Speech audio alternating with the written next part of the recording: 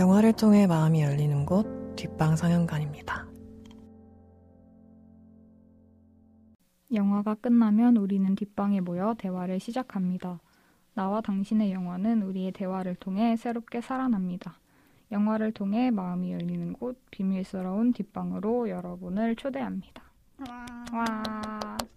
안녕하세요. 뒷방 상영관의 나물 아토믹 두부입니다. 와. 여러분 어떻게 지내고 계시나요? 저 두 분은 진짜 오랜만에 맞아요. 보고 같이 방송하는 것도 진짜 오랜만인 것 같아요. 맞아요. 저희 오랜만에 만났죠. 맞아. 저는 요새 뭐 얘기하지 생각하다가 오늘 아침에 먹은 음식 얘기를 하려고 하는데요. 대파에 대한 얘기입니다. 제가 원래 대파를 잘 먹지 않거든요. 그래서 근데 대파 국물 요리에는 대파를 꼭 넣잖아요. 그래서 보통 대파를 사면은 이게 양이 많으니까 다 작게 썰어가지고 냉동실에 넣어놔요. 잘 먹진 않으니까 막 냉장고에 넣어놓으면 다 썩잖아요. 그래서 냉동실에 그냥 넣어놓고 조금씩 막 그냥 국물이나 볶음밥 할 때만 조금씩 넣는데 파기름 낼 때만. 근데 최근에 떡꼬치를 해 먹었는데 근데 거기 대파를 같이 구워서 넣으니까 너무 맛있는 거예요. 그래서 대파를 이제 썰어서 냉동실에 넣지 않고 냉장고에 넣어놓은 대파를 상하기 전에 다 먹기 시작했어요. 그러니까 먹는 양이 점점 많아진 거죠. 그래서 대파를 작게 써는 것도 아니고 되게 큼직큼직하게 썰어서 구우면 너무 달달하고 맛있더라고요. 그래서 오늘 아침에는 팽이버섯이랑 대파 구워가지고 된장 소스에 볶았거든요. 너무 맛있더라고요. 맛있겠다. 요즘은 대파 너무 좋습니다. 사랑. 두부의 대파 사랑. 너무 맛있어졌어요. 그래서 뭔가 야채를 새롭게 즐길 수 있게 된 것 같아서 기쁘고요. 원래 먹던 야채만 계속 먹게 되거든요. 그쵸. 근데 새로운 식재료를 잘 활용할 수 있을 것 같아서 되게 기분이 좋습니다. 축하합니다. 대파와 대파. 원만한 합의. 네네, 잘 지내볼게요. 저는 이번 달 말에 녹음하는 거라 그런지 되게 오랜만에 하는 느낌이 들어요. 앨리스가 직전이었죠. 맞아요. 그렇죠. 그래서 막 되게 맞아, 거의 한 달 되니까 녹음 어떻게 하는 거였지? 이런 생각이 들면서 녹음하는 방법을 까먹은 것 같아. 막 이런 이상한 생각을 또 잠깐 했는데 저는 뭔가 별일 없이 그냥 지내고 있어가지고 딱히 근황이랄 게 없긴 한데 제가 알바로 약간 학생들이랑 연락을 되게 많이 해야 되는 그런 걸 하고 있거든요. 네. 그래서 약간 뭔가 중간자적 입장? 약간 그러니까 강사들이랑도 연락을 많이 하고 학생들이랑도 연락을 많이 하고 그 둘 사이에 있는 역할이어서 전화를 되게 많이 하게 되는데 요즘 친구들의 말투가 약간 있어요. 그래서 되게 그 중에서 약간 초등학생, 중학생? 좀 어린 중학생 친구들? 그런 분들은 약간 대답할 때 주로 이제 대답을 많이 하는데 제가 말을 하고 그러면은 네. 뭐 어쩌고저쩌고 하면 네. 약간 이렇게 대답하거든요. 그래서 니은에 약간 쌍니은이 있는 것처럼 그렇게 발음을 하는데 그게 너무 중독적이어가지고 저도 모르게 그 말투가 익은 거예요.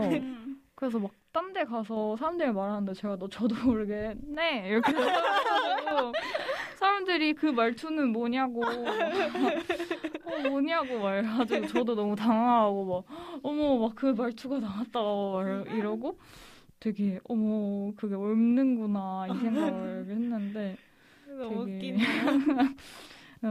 뭔가 되게 귀여운 친구들이 많은 것 같아요. 다행이네요.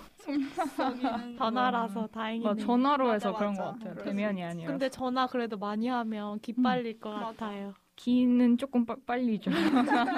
일하면 어쨌든 그쵸, 일하면 기가 기빨리. 빨릴 수밖에. 기빨리는 값으로 돈을 받는 것 같아요. 내 기를 주고. 아토믹은. 저는 뭐 요새 딱히 근황이 없어서 어제 읽은 책 얘기를 하고 싶은데 이희주 작가의 사랑의 세계라는 책이에요. 이희주 작가님은 환상통이라는 소설을 냈었고 또 최근에는 성소년을 냈는데 이분이 이 환상통이랑 성소년 다 아이돌에 대한 사랑을 좀 되게 집착적이고 그런 좀 이상한 사랑? 그런 얘기를 다뤘어요. 그래서 성소년은 작년인가에 문학동네인가? 아무튼 그런 출판사 사이트에서 인터넷 연재를 했었어요. 저는 그 인터넷으로 읽었었거든요. 또 책 전문은 뭐 달라졌을 수 있는데 어쨌든 그런 아이돌 얘기를 되게 많이 하셨던 분인데 그래서 이 사랑의 세계도 되게 예전에 사놨다가 이제야 읽었는데 너무 재밌어서 거의 하루 만에 다 읽었어요. 제가 책을 빨리 읽는 사람이 아닌데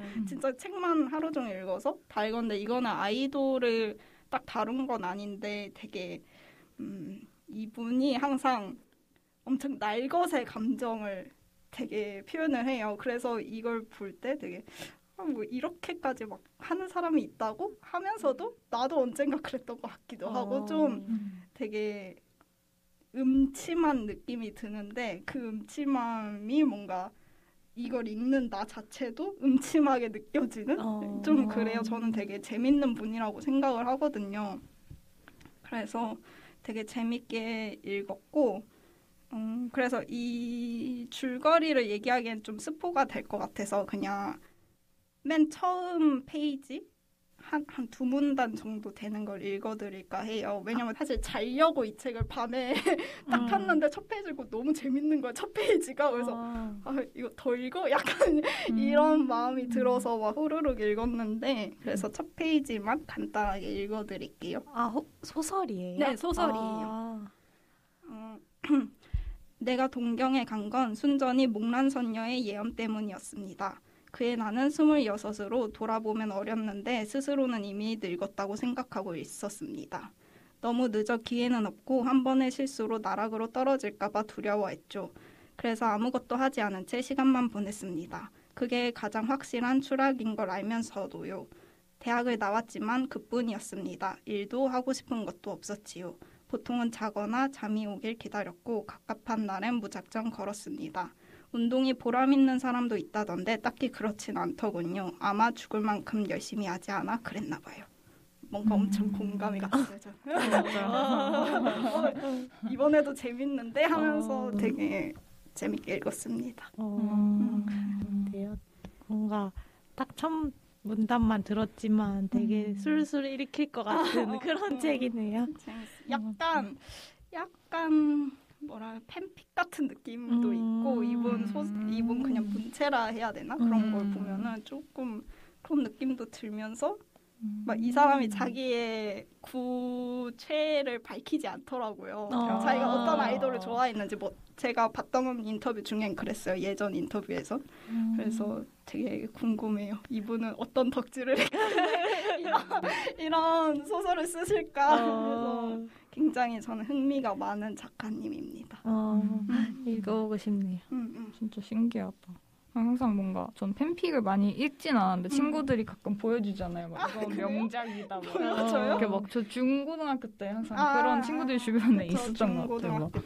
그러면 약간 되게 진짜 그 감성이 딱 그 청소년과 그 20대 초반을 타겟으로 한 그 불안정한 감정선이 약간 거기 안에 있다고 해야 되나? 물론 그 아이돌을 사랑하는 마음도 들어가 있지만 그게 되게 살아있는 소설들이었던 것 같아요. 항상 읽었을 때.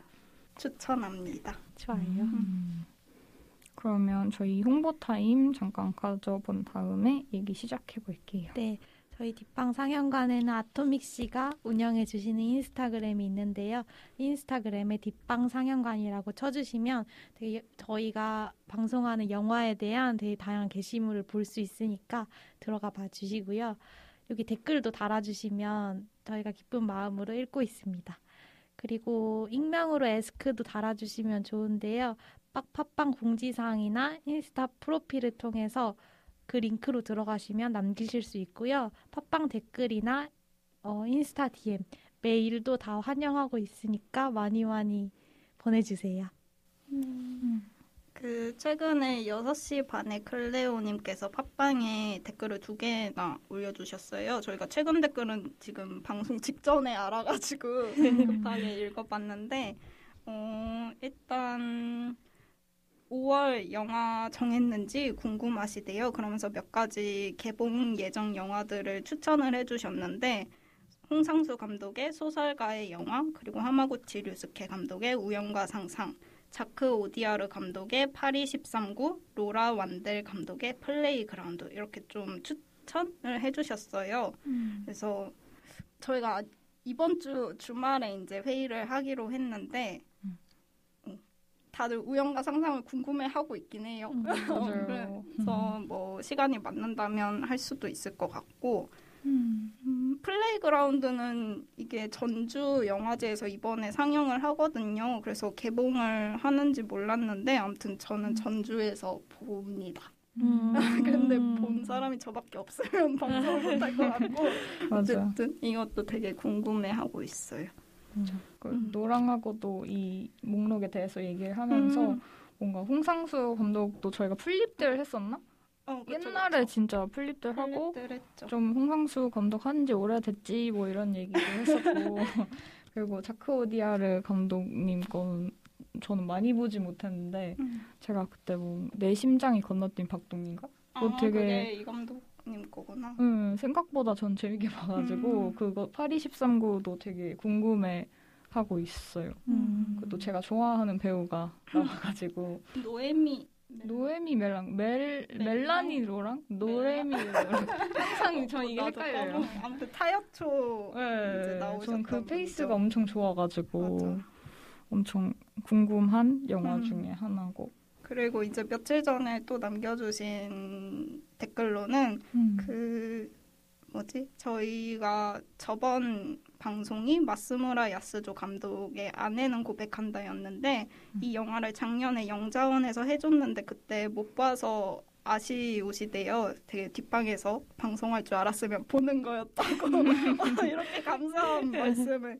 그래서 막 되게 저희 샤이 애청자라면서 댓글을 남겨주셨는데 일단 저도 아직 이 아내는 고백한다 보진 못했는데 그냥 구글에 치면은 카카오 TV로 무료로 그냥 볼 수 있더라고요. 그래서 혹시 시간 되시면 그렇게 보셔도 될 것 같아요. 그리고 드마카 방송이 좀 아쉬우셨나 봐요. 제가 좀 드마카를 그렇게 감명 깊게 보지 않고 방송에서 그런 얘기를 해서 약간 죄송스러운 마음인데 네. 어떻게 위로의 말씀을 그래도 뭐 여러 감상이 있다고 정도만 생각해 주시면 좋을 것 같아요. 네, 그냥 그렇구나 하고 편하게 들어주셨으면 좋겠어요. 좋은 얘기 듣는 게 훨씬 재밌긴 하죠, 당연히. 그렇죠. 뭔가 뭐 혹시라도 나중에 좋게 본 친구들이 더 있으면 AS 방송을 할 수도 있고 AS 항상 저희가 뭐 AS 방송 하고 싶은 거 얘기 뭐 하지만 많죠. 지우고 싶은 맞아. 삭제하고 싶은 방송도 엄청 많고 막 그런데 맞아. 왜 그런 말을 이러고 방송 끝나고 맞아. 그러니까요. 그냥 그 순간에 그렇게 생각한 맞아. 사람이 있구나. 그냥 그 정도로 생각해 주시면 좋을 것 같아요. 그래도 저희 거 매번 들어주시고 이렇게 댓글도 많이 남겨주셔서 진짜. 너무너무 감사합니다. 감사합니다. 진짜로. 뭔가 그 닉네임만 봐도 그 시네필이신 게 진짜 확 느껴져가지고 네. 그러면 저희 이제 본격적인 영화 얘기를 해볼까 하는데요. 뒷방 상영관 178번째 영화 키티 그린 감독의 존 베넷 램지 사건의 몽타주입니다. 왕. 이번 영화 선정 이유는 제가 사실 뭔가 이 영화를 엄청 보고 싶었다기보다는 그 영자원에서 한때 그 갑질은 영혼을 잠식한다? 라는 맞아. 엄청난 공감되는 제목의 그 기획전? 상영 기획전 뭐 그런 걸 했어가지고 저는 근데 시간이 안 맞아서 거의 하나도 못 본 것 같은데 그 중에 키티 그린 감독의 어시스턴트라는 작품이 있었어요. 그래서 와 이거 진짜 보고 싶다 이래서 키티 그린 감독의 그 다른 작품을 보다 보니까 이게 그 넷플릭스에 있더라고요. 그리고 시간도 되게 짧고 그래서 이건 뭐지 이러고 올렸는데 친구들이 되게 같이 궁금해 해줘가지고 보게 됐습니다. 네. 맞아요. 저도 이 같은 감독인 줄 몰랐는데 그 어시스턴트를 나물이 알려줬었는데 이번에 이제 영화 보고 막 찾아보니까 그 감독이어서 나물이 이래서 관심을 가졌구나 했어요. 맞아요. 진짜 그냥 넷플릭스에서는 절대 어디서 한 번도 못 봤어요. 못 봤어. 진짜 이런 게 있는지도 몰랐었는데 그렇습니다. 그래서 이 작품은 다큐멘터리인데 좀 형식이 특이한 다큐멘터리이기도 하고 어떤 이제 실제 일어났던 사건에 대한 것을 재현하는 배역을 뽑는 과정에 대한 다큐멘터리라서 일단 그 사건에 대해서 먼저 아는 게 훨씬 재미있을 것 같아요. 그래서 두부가 간단하게 그 사건에 대해서 먼저 얘기를 해주시면 좋을 것 같아요. 네, 그냥 여기 다큐멘터리 줄거리 얘기하면서 사건에 대해서도 얘기해볼게요. 다큐멘터리는 존 베넷 램지 사건 재현을 위해 오디션에 응모한 사람들의 인터뷰로 시작합니다.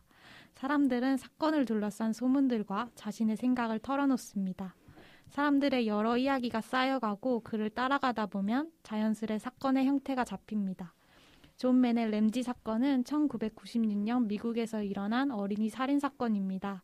사건의 피해자인 존 베넷 램지는 당시 6살로 각종 어린이 미인 선발 대회에 참가해 수상한 이력을 가진 어린이였습니다. 12월 25일 크리스마스 파티를 마친 다음 날 존 베넷 램지의 엄마인 패치 램지는 집에서 수상한 편지를 발견합니다. 편지는 집에 있던 필기구와 종이를 이용해 작성되었고 그 내용은 딸을 데리고 있으니 신고하지 말고 딸을 무사히 돌려받고 싶으면 11만 8천 달러를 준비하라는 것이었습니다. 딸이 납치됐다고 생각한 패치는 당장 경찰에 신고했습니다.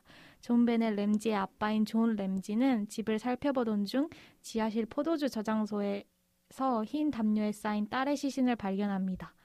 이 사건의 용의자로는 존 베넷의 엄마와 친오빠, 그리고 존 마크 카 등 여러 인물이 지목되었습니다. 그러나 범인은 결국 밝혀지지 않았고 미제 사건으로 남았습니다. 이 다큐멘터리는 오디션 참가자들의 인터뷰와 참가자들이 재현하는 사건을 극을 번갈아가며 보여주며 진행됩니다. 사건을 재현하기 위해 모인 참가자들은 사건에 대한 개인적인 생각을 늘어놓는 한편 각자 맡은 역할을 깊게 이해해보기도 합니다. 많은 사람이 재현하는 존 베넷 램지 사건은 어떤 모양으로 마무리될까요? 너무 깔끔하게 정리해 주셔서 너무 감사합니다. 네. 그러면 영화 얘기하기 전에 이 키티 그린 감독님이 어떤 분이신지 잠깐 살펴보면 좋을 것 같은데요. 감독님은 84년생이시고 호주 출신의 여성 감독님이세요. 그리고 이제 감독님이 주로 다큐멘터리 쪽으로 영화를 시작을 하셨다고 하고 첫 작품은 이제 우크라이나의 어떤 페미니스트 그룹? 네.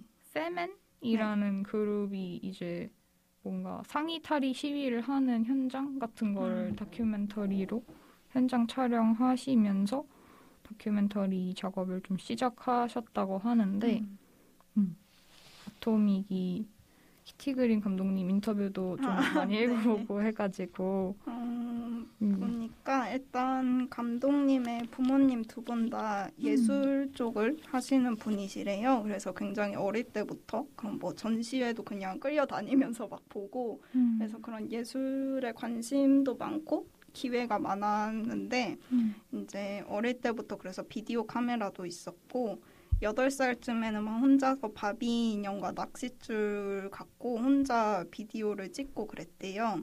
근데 그걸 보고 어머니께서 그 슈퍼스타 더 카렌 카펜터 스토리라는 단편 영화가 있어요. 이게 토드 헤인즈 감독의 단편이거든요. 캐롤의 감독인. 그 카펜터스라는 미국 맞죠? 그 뭐라 해야지? 가수 밴드? 남매 밴드? 아무튼 그 밴드. 근데 이제 거기서 보컬을 맡았던 카렌 카펜터가 되게 거식증이라 해야 되나? 그런 게 엄청 심했고 조금 힘든 삶을 사셨는데 그래서 그분의 이야기를 다룬 건데 이게 바비 인형 같은 그런 인형으로 만든 단편이에요. 그래서 저는 이거 보고 엄청 좀 심적으로 힘들었거든요. 되게 저는 카펜터스에 관해서 알아볼까 약간 본 건데 오히려 너무 내용이 힘들어서 카펜터스 노래 못 듣겠는 거예요. 근데 이걸 어린이한테 보여줬다는 게 조금 특이했고 어쨌든 이거를 이제 어머니가 보여주셔서 그걸 보고 아 내가 만들고 있던 게 영화구나 약간 이렇게 인지를 하면서 되게 영화에 관심이 생기고 이제 나중에 커서 영화 공부도 하게 되고 하셨다고 합니다. 그래서 뭐 어머니께서도 좀 페미니즘 관련된 작업을 많이 하셔서 자기도 페미니즘이나 여성의 신체에 관한 그런 영화들을 학교에서 만들었었고 그러다가 이제 우크라이나에 아까 말한 그런 상의 탈의 시위 같은 걸 했던 페미니스트 연합 페멘을 알게 됐는데 이제 할머니랑 어머니가 우크라이나 분이셔서 약간 그런 연결점도 느껴졌고 해서 그 나라에 가서 거의 1년이 넘는 기간 동안 그분들과 함께하면서 다큐를 만들었다고 해요. 그래서 처음부터 다큐를 만들겠다 생각보다는 그러니까 다큐멘터리 감독이 돼야겠다 생각보다는 이걸 하면서 좀 다큐멘터리의 매력을 느끼셨다고 합니다. 그래서 이 첫 영화 이후에 단편 영화가 또 하나가 있는데 이거는 캐스팅 옥사나 바율이라는 제목이에요. 한 7, 8분짜리 굉장히 짧은 단편인데 볼 곳이 없어서 보진 못했지만 그 줄거리를 보면 우크라이나 국민들을 하나 되게 만들었던 국민 피겨 금메달리스트인 옥사나 바율 역을 캐스팅하는 그 오디션을 다룬 거라 해요. 그래서 제목에서도 아시겠지만 오늘 우리가 하는 영화도 원제는 캐스팅 존 베넷이거든요. 그래서 이 단편을 찍으면서 약간 좀 더 긴 이 형식을 갖고 긴 영화를 만들어보자 해서 캐스팅 존 베넷으로 이어졌다고 합니다. 그렇군요. 그래서 이 캐스팅 존 베넷을 2017년에 만들었고 그 이후에 아까 저희가 선정 이유에서 잠깐 말했던 더 어시스턴트라는 영화를 2019년에 첫 극영화를 만드셨다고 해요. 어시스턴트가 좀 최근에 많이 주목을 받고 인터뷰도 이 영화로 많이 하시게 된 것 같더라고요. 그래서 이 영화도 진짜 궁금해요. 어시스턴트. 맞아. 이게 약간 뭔가 영화 제작사를 배경으로 미투 운동이 벌어지는 이야기라고 하더라고요. 그래서 이것도 약간 극과 다큐 형식이 뒤섞인 형태라서 궁금합니다. 맞아. 그 감독님도 아까 나이도 84년생? 그래도 비교적 젊은 분이신데 되게 영화를 만들고 막 영화제 다니면서 그 젊은 여성 감독을 되게 감독으로 안 보는 그런 경우를 많이 겪으셨대요. 그냥 자기는 감독으로 갔는데 자기를 어시스턴트라 해야 되나 아무튼 그런 뭔가 수행원처럼 보고 막 옷 받아달라 한다던가 막 이런 경우도 있었고 심지어 그 썬댄스로 이제 캐스팅 존 베넷을 상영하러 갔을 때도 그곳에 도착해서 처음 받은 질문이 그 당신 아이디어는 다른 이제 남성 제작자인 제임스의 아이디어예요? 뭐 스콧의 아이디어예요? 이런 식의 질문을 받았었대요. 그래서 그 남성 프로듀서들과 다른 성별을 가진 자기는 되게 뭔가 그런 창조적인 일을 하지 못한다는 의도를 갖고 질문을 한 것 같아서 굉장히 위축되고 또 아무튼 그래서 무례한 질문이었다고 생각을 해서 뭔가 그런 어시스턴트를 만드는데 조금 바탕이 됐던 것 같아요. 뭔가 필모 들어보니까 확실히 여성을 주제로 되게 꾸준하게 다큐멘터리든 영화든 만드시는 것 같네요. 맞아요. 그렇죠.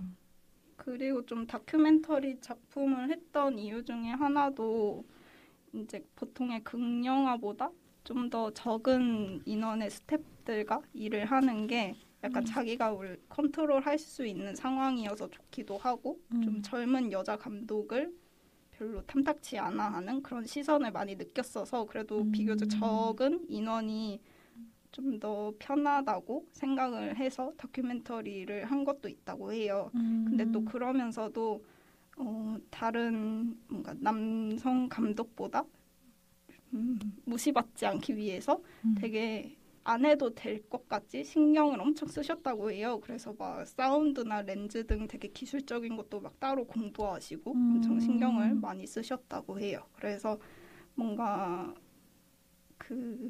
그래서 여러 다큐를 만들면서 좀 자신감을 얻고 그러면서 이제 픽션 영화로 넘어가도 되겠다. 좀 이런 생각을 가지신 것 같습니다. 그렇군요. 뭔가 그 캐스팅 옥산나 바이유는 못 봤지만 캐스팅 존 베넷에도 약간 그런 픽션적인 요소가 약간 섞여 있었던 것 같긴 해요. 이제 맞아요. 뭔가 그런 거에 좀 관심이 있으시구나라는 생각은 드네요. 네. 그러면 영화에 대한 트리비아가 혹시 더 있을까요? 없으면 얘기 이제 앞으로 하면서 같이 그렇죠. 얘기하면 될 것 같아요. 좋아요. 네. 그러면 본격적으로 영화에 대해서 이제 네. 얘기를 해보면 될 것 같은데, 어떤 장면이 인상적이셨는지, 아니면 어떤 요소들에 관심이 가셨는지. 이거 약간, 그러니까 컨셉이 되게 특이하잖아요. 그거부터 한번 맞아. 설명을 해볼까요? 맞아요. 그래서 이 영화에 대한 리뷰를 보면 호불호가 되게 많이 갈리는 것 같은데, 맞아요. 이제 지적을 많이 받는 부분 중에 하나는 약간 아무래도 다큐멘터리다 보니까, 그리고 어떤 실제 사건을 재현하는 다큐멘터리이다 보니까 어떤 그런 윤리적인 문제에 대해서 좀 민감하게 얘기가 되는 것 같아요. 그래서 예를 들면 이 오디션을 하는 장면들을 주로 영화에 사용을 했는데 이 배우들이 오디션을 본 배우들이 이걸 인지하고 있었는지 이게 영화 장면으로 쓰일지를 인지하고 있었는지라든가 네 그런 것과 관련해서 그분들이 또 비전문 배우들이기 때문에 그 그러니까 콜로라도 볼더라는 지역에 있는 사건이 실제로 일어났던 그 지역의 커뮤니티에 속한 사람들 중에 이제 배역에 지원하신 분들의 오디션 테이프이기 때문에 그게 고지가 됐는지 뭐 이런 거에 대해서도 지적하는 글들도 있고 막 그렇더라고요. 왜냐면 다큐멘터리를 보면은 그 배역에 지원하신 오디션 참가자분들이 자기 얘기를 엄청 많이 하세요. 왜냐면 맞아. 그 커뮤니티에 진짜 살았었고 그 살인 사건이 일어날 당시를 엄청 생생하게 기억하시는 거잖아요. 그래서 그런 윤리적인 문제가 저도 보면서 되게 궁금했어요. 맞아요. 알고 저런 얘기 하는 건가? 이러면서. 맞아.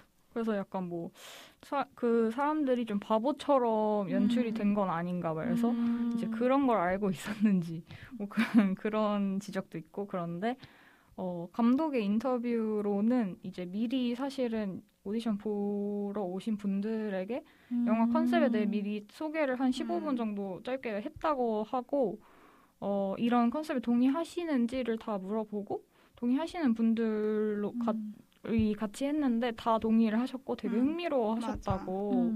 네, 그래서 이제 원래 그분들은 사실은 내가 뭐 재연 배우겠지라고 하고 오시긴 했지만 그 컨셉을 다 들으시고 참여하신 거라고 합니다. 네, 이걸 먼저 알고 시작하는 게 좋을 것 같고. 네. 그래서 한 200여 명을 인터뷰를 했대요. 엄청 많은 수를 인터뷰했고 영화에는 75명이 나왔다고 하더라고요. 그래서 배역들을 잠깐 얘기를 해보면 그 엄마인 처음 시작은 당연히 그 존 베넷 램지 사건이니까 존 베넷 램지가 여기서는 이제 그 피해 아동이거든요. 그래서 그 6살짜리 어떤 어린이 미인 대회에 나간 것 같은 여자 아이들이 이렇게 쪼르륵 의자에 앉는 장면으로 그쵸. 시작이 돼서 이제 그 아이들이 다 존 베넷 램지 역할을 오디션 하러 온 사람들인 게 밝혀지죠. 네네. 네. 그리고 이제 엄마 캐릭터도 되게 중요한데 엄마가 패치 램지이고 아빠는 존 램지인가? 네. 그렇죠. 그리고 이제 오빠 역할로도 버크라는 역할을 맡을 사람들이 또 나오고 네. 또 이제 그 배경이 크리스마스여가지고 산타클로스 일을 하시는 전문 산타들. 전문 산타 분들도 나오시고 그리고 경찰서장 역할에 지원하신 분들도 중간에 또 나오시고 맞아요. 그리고 그 존 누구죠? 존 마크카. 맞아. 존 마크카라는 분은 그 이 사건이 미제 사건으로 남겨졌을 때 자수하신 분이죠. 맞아요. 자기가 죽였다. 근데 사실은 자기가 안 죽인 걸로 밝혀졌어요. 그 사람이. 그래서 조금 이상한 그냥 이상한 그 아동 관종 그리고 그렇기도 하고 약간 아동 포르노를 많이 맞아. 시청한 전적도 있고 맞아요. 조금 이상한 것 같아요. 맞아. 이런 분도 나와요. 용의자로. 그래서 진짜 여러 사람의 이 역할들이 차례차례 인터뷰하는 게 나오는 그런 형식으로 진행됩니다. 이 사건 자체가 엄청 유명했다고 하더라고요. 그래서 그러니까 미제 사건에 대한 관심이 원래 좀 뜨겁기도 그쵸. 하고 막 어떻게 크리스마스에 무슨 그런 납치 노트가 또 집에서 쓰여지고 맞아. 근데 엄마가 전화했는데 애는 집에서 발견되고 막 모든 게 이상한 의심 정황들이 엄청 많은데 막 진짜 그럴듯한 용의자는 없는 그런 이상한 사건이라서 되게 사람들이 관심을 또 많이 가졌던 것 같고 네, 거기에 그 존 마크카 그런 이상한 분도 껴들고 맞아. 네. 그래가지고 되게 이미 다큐멘터리나 뭐 TV 시리즈, TV 뭐 그런 우리나라로 치면 그것이 알고 싶다 같은 그런 걸로 많이 만들어진 사건이라고 하더라고요. 그 우리나라에도 서프라이즈에 나왔다고요? 신기한 TV 세상 서프라이즈가요? 거기서도 한번 나왔었대요. 서프라이즈엔 여러 가지 미제 사건들이 나오니까 그렇죠. 그런 사건인 거죠. 서프라이즈 아직도 하나요? 하지 않아요? 아직 할걸요? 아직도 그렇게 일요일 신기한 11시. 이야기가 많구나. 어릴 때 진짜 많이 챙겨봤는데. 저는 항상 루틴이었어요. 맞아, 동물농장 맞아. 본다. 서프라이즈. 맞아. 그리고 애들이랑 막 얘기하고 막 봤냐? 맞아. 막 버뮤다 삼각지대 그리고 막 그런 거 진짜 세계예요. 맞아, 그런 거. 어떻게 사람이 사라질 수 있지? 이러면서 맞아. 거기에 나온 사건 중에 하나입니다. 그렇습니다. 나름 되게 유명한. 그래서 그 용의자가 많은 만큼 이 사건을 둘러싼 소문들이 정말 많이 사람들 사이에 퍼지는 거예요. 그래서 누가 범인인 것 같아. 서로의 이제 의견도 생기고 그런 내용, 그런 추측들이 이 다큐멘터리 인터뷰에 그대로 묻어나고 있어요. 그래서 이 오디션을 오신 분들이 그 사건이 일어난 볼더와 약간 그 주변 지역의 사람으로 한정을 해서 캐스팅을 했는데 그게 그 감독님이 이제 원래 어릴 때도 이 사건을 알았고 나중에 20살쯤 돼가지고 그냥 스키를 타러 일본에 갔는데 거기서 콜로라도 볼더 출신의 남자와 리프트를 탔대나 우연히 약간 말을 하게 됐대요.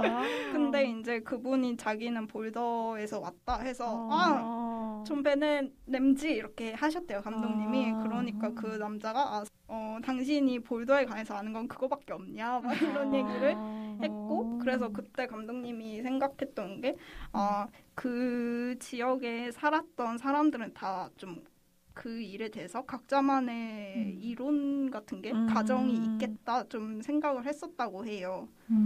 그것도 있고 했고 이제 나중에도 뭔가 이 영화를 만들 때 이게 워낙 자기도 어릴 때부터 알았고 계속 20년이 넘는 세월 동안 계속 미디어에서 재조명을 계속 받고 계속 새로운 소문이 돌고 그래서 이 사건의 진짜 범인을 찾겠다 이거보다는 왜 이 사건을 갖고 그렇게 소문들이 생길까 좀 그런 팝컬처 느낌의 그 점이 궁금해서 영화를 만드셨다고 합니다. 이 다큐멘터리 특징이라고 한다면 서프라이즈와 다른 그런 특징 같은 사건을 다루고 있긴 하지만 재현하는 방식이 굉장히 달라요. 그래서 서프라이즈나 뭐 그것이 알고 싶다 같은 경우는 그 사건 자체가 이렇게 주요 그 사건에 포커싱을 맞춰서 진짜 범인이 누구일까라는 거를 정말 근거를 가지고 막 따라가잖아요. 근데 이 다큐멘터리 같은 경우는 그 사건이 주인공이라기보다 제가 느끼기에는 그 사건을 바라보는 사람들과 그 사건에 대해서 이야기하는 사람들의 그 맞아요. 이야기 자체가 좀 더 거기에 포커싱을 맞춰서 진행되는 다큐멘터리거든요. 근데 사실 생각해 보면 여러 가지 사건들이 있는데 그 사건과 관련된 그 사람들의 이야기도 그 사건의 일부잖아요. 사실 그게 되게 전부가 되기도 하잖아요. 때로는. 근데 사람들이 사건을 볼 때는 자기가 만들어내는 이야기가 그 사건의 일부가 되리라고는 생각하지 못하잖아요. 그 사건은 진짜 진실이 있는 거고 내 생각은 내 생각이지. 하지만 여론 같은 게 어느 쪽으로 치우치면 그 사건의 결론이 달라지기도 하고 그런 거 보면은 사람들의 반응 자체도 사건의 일부이기 때문에 그런 경계를 허물고 그 사람들의 반응에 좀 더 포커싱을 맞춘 게 되게 신기한 시도였던 맞아요. 다큐멘터리였어요. 맞아. 그래서 감독님이 관심이 있었던 것도 이 뭐 실체가 뭐냐 뭐 이런 거라기보다는 이 볼더라는 지역에서 이 사건을 20년이 지났지만 아직도 어떻게 기억하고 뭐 소화하고 있는지 그런 거가 되게 궁금했다고 하고 1년 정도 이렇게 왔다 갔다 하면서 계속 볼더 지역에 가 있었다고 스태프들이랑 그런 말도 하시더라고요. 되게 좀 저는 재밌다고 느낀 지점이 감독님은 호주 출신이잖아요. 근데 저는 사실 뭔가 호주의 정체성 그런 게 뭔지는 잘 모르지만 또 되게 뭐 우크라이나에서 쫙 있으시다가 우크라이나의 피겨 영웅을 캐스팅하는 걸 단편 찍으시고 또 다시 콜로라도 볼더라는 지역을 가서 이것도 약간 자기의 본국은 아닌 거잖아요. 그러니까 자기 정서와 완전 친숙하진 않은 그런 곳에 가서 약간 제3자의 시선을 갖고 찍은 게 되게 흥미로운 것 같아요. 맞아. 보통은 막 자기 얘기로 시작하는 경우 많잖아요. 그쵸. 특히 다큐멘터리는. 네, 그래서 되게 신기했어요. 맞아. 그러게 뭔가 자신과 가장 가까운 주제인 여성을 중심으로 해서 굉장히 다른 문화권에서 영화를 찍으신 것 같네요.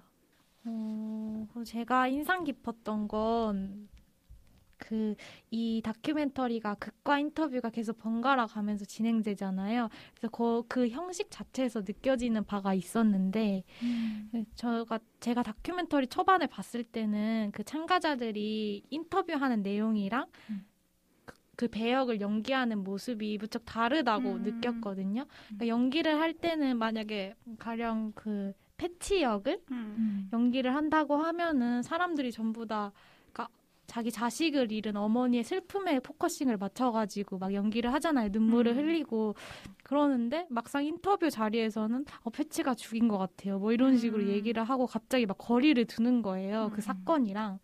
그래서 뭔가 인터뷰는 그 사람들한테 진짜 자기 생각 같고 극은 그 사람들에게 정말 연기 그냥 거짓같이 느껴졌어요. 그 처음 부분을 봤을 때는.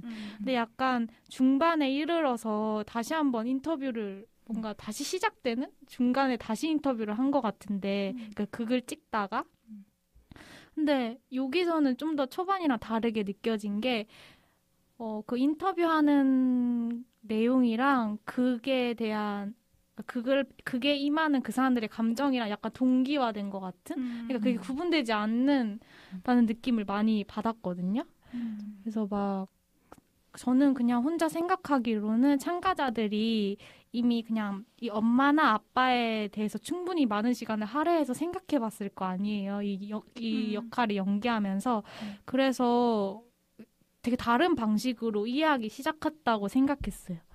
그래서 막 처음 장면에서는 패치가 뭐 인터뷰 자리에서 실제로 왜 눈물을 흘리지 않았는지 자기는 이해할 수가 없다고 이렇게 한 장면이 나왔는데 나중엔 똑같은 사람인지 뭐 똑같은 분은 아니신 것 같은데 뭐 자신의 어머니가 경계성 인격장애를 앓으신 적이 있다고 얘기하면서 그런 너무 슬픈 상황에서도 눈물을 흘리지 않는 그런 비상식적인 행동을 이해하기도 하고 그런 식으로 사람들의 생각이 변화하는 과정도 되게 인상 깊었어요.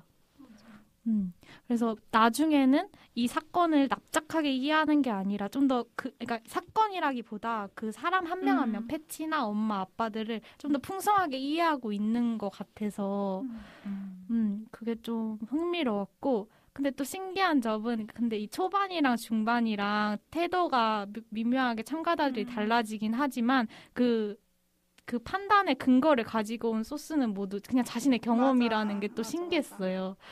그래서 막 남을 이해하려면 보통 자신의 경험에서부터 그냥 시작하잖아요. 그래서 그 경험 근데 여기서 보면 그 경험에 따라 그 경험을 해석하고 있는 나의 상황에 따라서 그 자기의 경험이 완전히 다른 방식으로 발현되는 것 같았는데, 그러니까 내 경험과 똑같으면 너무 막 이입하고, 내 경험과 다르면 막 엄청 의심하고, 똑같은 경험을 기반으로 해서 사건을 보지만 굉장히 다른 형태로 보게 되기도 한다, 뭐 그런 생각이 들었어요. 맞아. 그래서 뭐 타인을 이해하는 방식 이런 것도 생각을 한번 해봤고, 그래서 나중에는 제가 그 극이랑 인터뷰하는 거랑 경계가 모호해진 것 같다고 얘기를 드렸잖아요. 이해가 깊어지면서. 그래서 근데 나중에는 결국은 둘 다 재현인 것 같다라는 생각이 들었어요. 처음에 인터뷰가 재현이라고 생각은 못했거든요. 극은 아무튼 사건을 재현하는 거지만 근데 인터뷰도 그 사람을 통해서 재현되는 그 사건인 거잖아요. 그래서 둘이 그렇게 다르지 않구나 뭐 그런 생각을 이 다큐멘터리 전반적인 형식을 통해서 생각해보게 됐어요. 맞아. 저도 되게 두부 씨랑 비슷하게 느꼈던 것 같아요. 되게 층위가 겹겹이 있다고 해야 되나? 생각보다. 그러니까 형식 자체는 단순할 수 있는데 왜냐면 인터뷰, 오디션 그 비율로도 이렇게 설명이 되는데 오디션 테이블 할 때는 약간 3대4, 4대3 비율 이렇게 되게 좀 TV 비율로 인물을 찍다가 그 약간 사건을 진짜 재현하는 것처럼 서프라이즈처럼 갈 때는 약간 그 시네마틱 비율이 나오잖아요. 이렇게 옆으로 엄청 넓은 비율. 그래가지고 그걸로 약간 구분하는구나 이런 생각이 처음에는 그래서 그냥 형식이 단순하네라고 생각을 했는데 생각해보면 그러니까 원래 실제 사건이라는 게 있고 또 여기에 참여하는 사람들의 그냥 개인적인 삶이 양극단에 있을 수 있고 근데 이제 그 중간에서 만나는 거잖아요. 그 이 영화랑 이 영화가 또 만들어지는 방식이 있고 이분들이 이 사건에 대해서 생각하면서 자기를 표현하는 방식? 그거는 또 다른 층위에 있어서 약간 계속 영화랑 밀당하듯이 만들어지는 것 같다는 생각을 했거든요. 그래서 되게 그 부분이 되게 신기했던 것 같아요, 저는. 그러니까 약간 개인적인 얘기를 한다고 할지라도 그게 막 진짜 엄청 진실한, 막 거짓이라는 건 아니지만 막 그 내용 자체에 관심이 간다기보다 저는 그분들이 이 얘기를 꺼내면서 되게 나는 이 역과 어떻게 잘 맞아요. 이걸 어차피 오디션이니까 그걸 말할 수밖에 없잖아요. 내가 이 역을 왜 지원했고 뭔가 어떻게 보면 자소서랑 비슷한데 마치 우린 너무 운명이야 이런 거 강조해야 되잖아요. 맞아. 나의 강점과 맞아. 막 난 미인 대회 출연 경력이 있으며 막 맞아. 그런 걸 다 드러내야 되니까 그렇게 자기를 계속 연출하는 방식? 그런 게 엄청 관심이 가더라고요. 그걸 또 미국 사회가 엄청 요구하는 것 같기도 하고 그런 사람만 TV에 나오나? 아무튼 그건 잘 모르겠지만 약간 자기 PR 같은 자기 PR 같은 막 뭐 꼭 미국만 그런 게 아니고 요즘은 그쵸. 뭐 한국도 맞아. 다 브이로그 찍고 막 맞아. 약간 자기의 그 아름다운 대회 이미지를 잘 어필을 해야 되는 게 있잖아요. 그래서 너무 그런 게 좀 신기했던 것 같아요. 그런 게 많이 보여가지고. 맞아. 저도 처음에는 특히 완전 초반에는 다 막 뭐 이랬다더라 저랬다더라 어디서 들은 얘기들을 이 사람들이 주로 하는데 갈수록 사실 뭐 저는 뭐 아이를 잃은 경험이 있고 맞아. 뭐 자기는 오빠를 잃은 경험이 있고 막 어쩌고저쩌고 자기의 실제 이야기를 한단 말이에요. 그래서 그렇게 흘러가는 과정이 저도 엄청 신기했고 그리고 제가 연기자는 아니지만 연기자의 입장으로 생각해보면 그 연기를 하려면 그 캐릭터를 알아야 되잖아. 이 사람은 어떤 사람인지.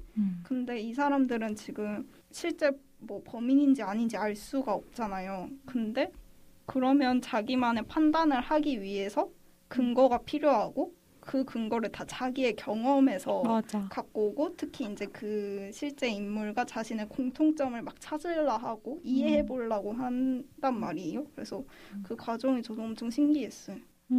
그리고 그렇게 카메라 앞에서 물론 그 사람들이 동의를 하고 한 거긴 하지만 카메라 앞에서 그렇게 자신의 이야기를 할 수 있다는 게 대단하다고. 그리고 사실 전문 배우들도 아니잖아요. 되게 다양한 직업을 가지신 분들이었는데 엄청 스토리텔러들 같았어요. 맞아. 그러니까 내 이야기가 완전히 있는 사람이라고 해야 되나?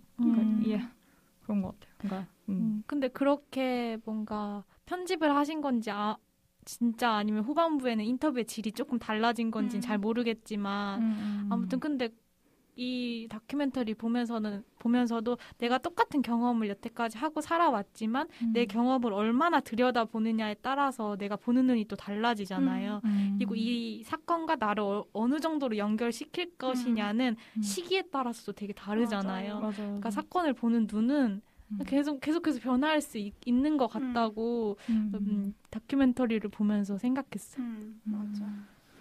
저는 그 두부 씨가 그걸 지적해 주신 것도 되게 흥미로웠는데, 그러니까 뭔가 엄마인 패티를 연기하려고 온 분들은 이제 다 어떤 복장이나 그런 거에 굉장히 신경을 쓰시고 뭔가 이제 자기가 패티랑 잘 맞는다는 걸 보여주기 위해서 뭐 액세서리를 언급한다거나 맞아. 귀걸이랑 목걸이 통통한 게 공통점이에요. 막 이런 말도 하고. 맞아. 그런 식으로 되게 여성이 보여지는 방식? 맞아. 그러니까 여성을 사람들이 어떤 식으로 보는가도 어디에 집중해서 보는가. 근데 그러니까 아빠 역을 맡은 사람들은 그는 굉장히 성공한 사업가였고 진짜 이렇게 얘기하는 거예요. 그래서 진짜 좀 신기하다. 의도적으로 이렇게 자른 건지 아닌지 모르겠지만 의도적으로 잘랐어도 이미 있던 말을 자른 거잖아요. 그래서 사람들이 어떤 식으로 이 사건을 보는데 우리의 시선이 어떤 식으로 개입하는지 그걸 되게 잘 보여준 것 같아요. 맞아. 우리가 항상 소비할 때도 뭔가 엄마가 범인인 것 같으면은 막 그런 막 그 여자 뭐 웃는 게 소름 끼쳤다느니 뭐 그런 식으로 막 말을 많이 하잖아요. 뭐 엄마가 어떻게 손톱을 길러 뭐 이런 그런 거 있잖아요. 맞아. 애를 키우는 엄마가 손톱을 길렀어? 그게 의심스러워. 뭐 약간 이런 그런 식의 계속 재단하는 말들. 여기서도 그냥 인터뷰 하신 분이 한 말인데 그 엄마를 범인으로, 그러니까 이 사람은 엄마를 범인이라고 생각을 안 하는 거예요.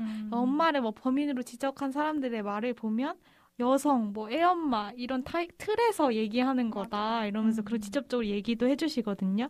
그러니까 뭐 엄마가 딸을 질투해서 미인대에서 입상한 경력이 있는 딸을 질투해서 뭐 홧김에 아이를 때렸다 이런 건 너무, 그러니까 뭐 그게 진실일 수도 있고 아닐 수도 있지만 아무튼 거기에 초점을 너무 맞추는 사람들은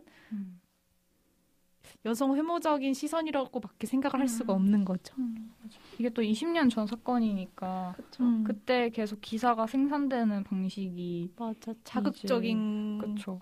그래서 뭐 40이 거의 다 돼가는 여자이기 때문에 맞아. 맞아. 너무 나이가 맞아. 들어서 뭐 젊은 것도 아니잖아. 6살인 딸을 말도 안 되게 진짜 아무튼 급발진. 네, 맞아. 뭐 그랬다. 뭐 이런 거가 기사로 당시에 있었다. 그런 얘기도 있었고. 그리고 또 엄마랑 아빠가 동시에 같이 이제 어떤 인터뷰를 하는 장면이 한번 등장하긴 하잖아요. 기자회견 장면을 재현하려고 이제 처음으로 아마 처음인 것 같아요. 처음으로 이제 아빠 역할과 엄마 역할의 배우들이 만나죠.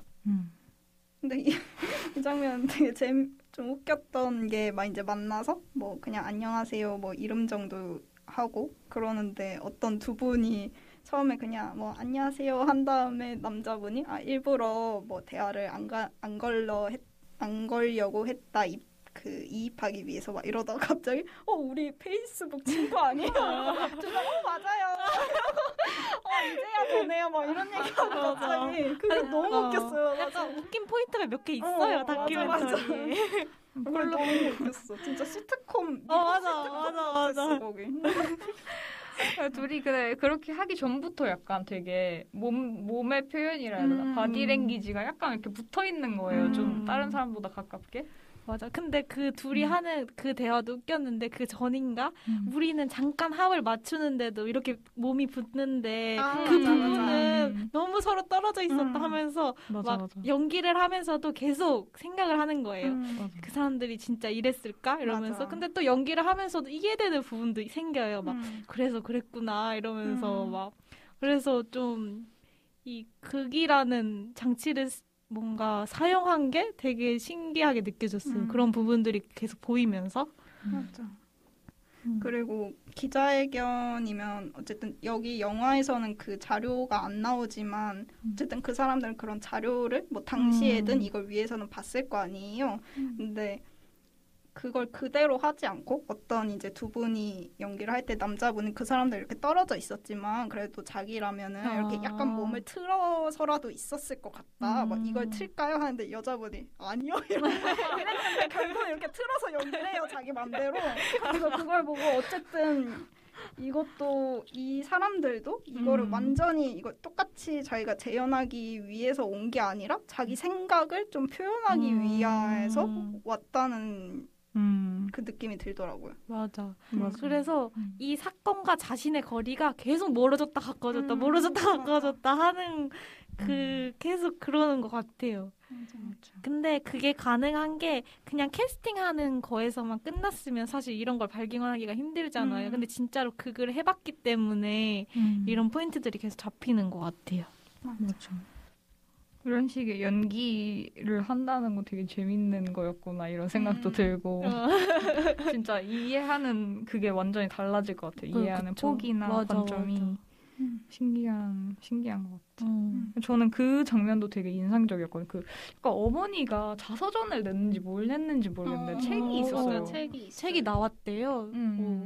그래서 이제 그 책의 한 대목을 읽는 부분인데 그 어린이 그 미인 대회 그거를 준비하기 위해서 딸의 옷을 만들어주고 그걸 딸과 자기가 너무너무 기다렸다 그 옷을 입을 날을 뭐 그런 대목이었는데 맞아.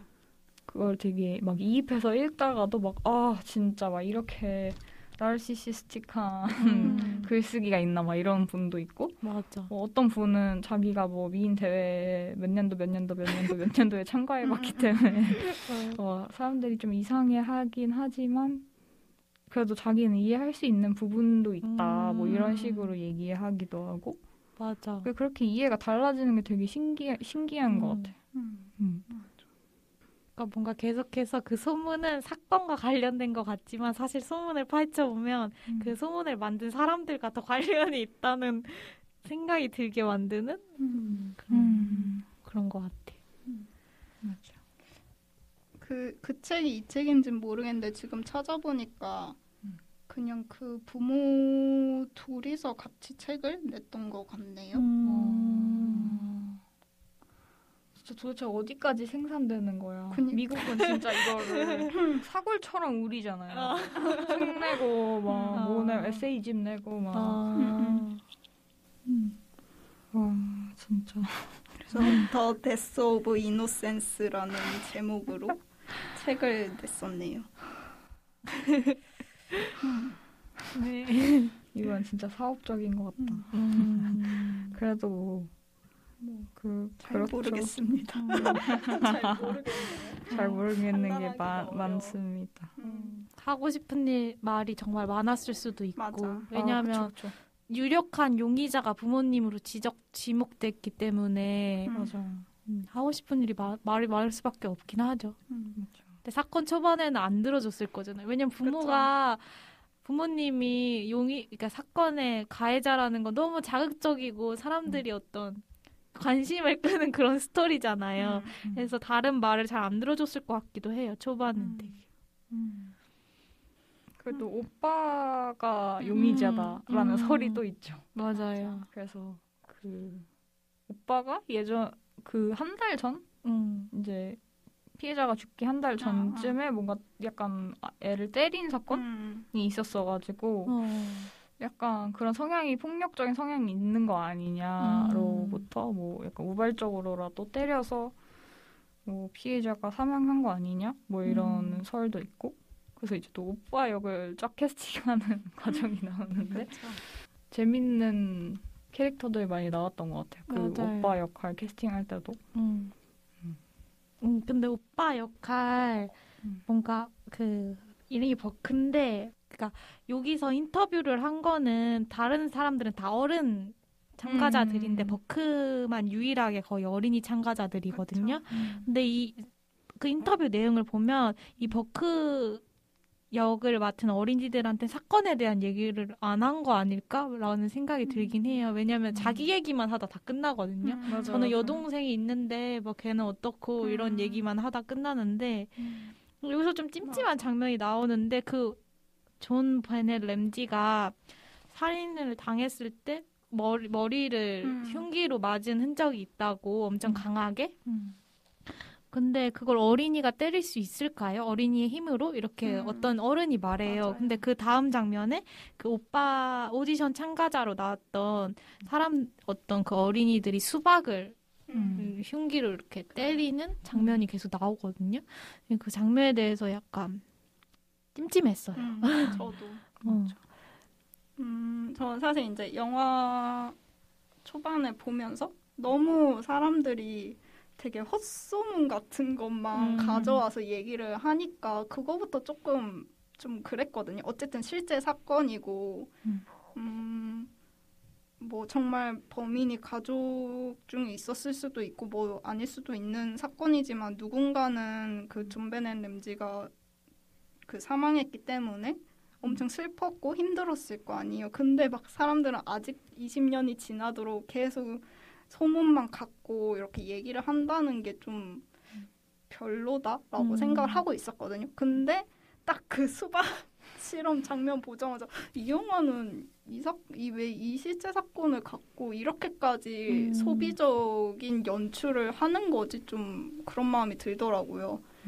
그리고 또 하나 궁금했던 점은 막 아이들이 한 3명인가 4명 정도가 이제 손전등으로 수박을 깨는 장면이 나오는데 애들이 엄청 장난처럼 해요. 막 처음엔 힘을 막 주지만 막 웃기도 하고 다 부시고 나서 수박 한 조각 주워 먹기도 하고 막 이런단 말이에요. 그러면 저 아이들한테는 뭐라 설명을 하고 이걸 시켰을까? 이게 굉장히 궁금했어요. 맞아요. 그냥 시켰을 수 있지만 그럼 그 상황 자체는 아이들한테 별로 폭력적이지 않을 수 있잖아요. 하지만 그 장면이 쓰인 다큐멘터리의 맥락을 보면 굉장히 폭력적인 장면으로 읽힐 수밖에 없는 부분인데 근데 그걸 나중에 어린이들이 나중에 커서 본다면 자신이 수박을 깼던 행동에 대해서 어떤 식으로 생각할까를 생각하면 약간 좀 별로라는 생각이 들 수밖에 없는 장면인 것 같아요. 굳이 넣어야 됐을까라는 생각이 진짜 많이 들거든요. 왜 이 장면을 넣었는지는 납득이 되진 않아요. 저는. 맞아. 그리고 수박을 썼다는 것도 너무 그러니까 겉에 되게 초록색이다가 빨갛게 맞아. 막 드러나는 게 되게 자극적이잖아요. 그게 맞아요. 터지는 장면도 그렇고 그 모든 게 되게 영화에서 제일 자극적인 장면이 아니었나 맞아, 싶고 그게 너무 뉘앙스도 너무 확실하고 음. 맞아요. 왜 그렇게 했을까? 약간 진짜 약간 장난하기엔 너무 이상한 장면이어가지고 그 이전에 그 오빠 역들을 인터뷰하는 장면에서는 되게 다들 그냥 일상적인 얘기하고 막 제 여동생이 절 너무 놀리는데요. 요즘은 안 놀려서 좋아요. 막 이런 거 하다가 갑자기 막 손전등으로 수박을 깨니까 그 괴리? 약간 그런 맞아요. 폭력성 같은 게 또 되게 충격적으로 다가오는 것도 있고 그렇게 하네요. 그랬던 것 같아요. 그리고 저는 이제 그런 존 베넷 역할을 하러 온 배우들도 그렇고 이 오빠 역을 하러 온 배우들도 그렇고 보면서 이런 아역 배우 또는 아역 어린이들이 뭔가 방송이나 이런 일을 할 때 되게 부모는 어떤 마음일까 되게 그게 궁금했어요. 그걸 무조건적으로 안 좋게 본다는 게 아니고 그냥 되게 특수라고 해야 되나? 그렇게 엄청 일반적인 경우는 아니잖아요. 그런 일을 한다는 게 어릴 때부터. 그래서 뭐 아이가 원해서든 아니면 그냥 엄마가 부모님이 권유했다가 애가 흥미를 붙였을 수도 있고. 그런데 그런 거를 어쨌든 지원해주는 마음은 뭘까도 궁금하더라고요.